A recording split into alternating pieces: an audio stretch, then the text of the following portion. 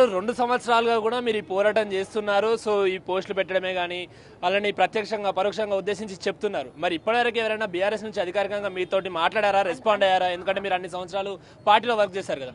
కేటీఆర్ అన్న పిలిపించుకొని చాలా బాగా చెప్పారండి.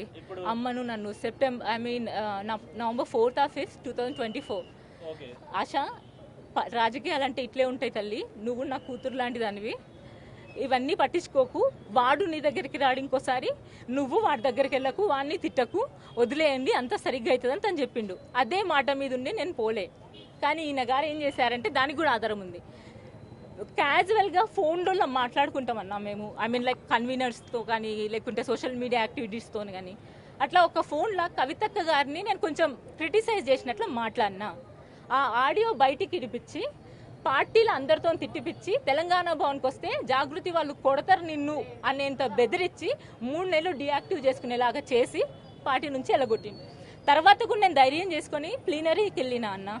ప్లీనరీకి వెళ్తే ఇది ఆ రోజు కేటీఆర్ అన్న వచ్చి మాట్లాడింది నా దగ్గర, బాగున్నావా ఆశ అని. అది వీళ్ళందరూ చూసిండ్రు, వీళ్ళకి నచ్చలేదు, ఒక పోస్ట్ వేయించిండ్రు, గలీజ్ పోస్ట్ నా మీద. మరి ఇన్నిసార్లు మీరు కేటీఆర్ గారు కంప్లైంట్ చేసినా కూడా ఎప్పుడన్నా ఆ జగన్మోహన్ రావు గారిని పిలిపించి మాట్లాడా? అసలు ఏం సమాధానాలు ఇచ్చాడు?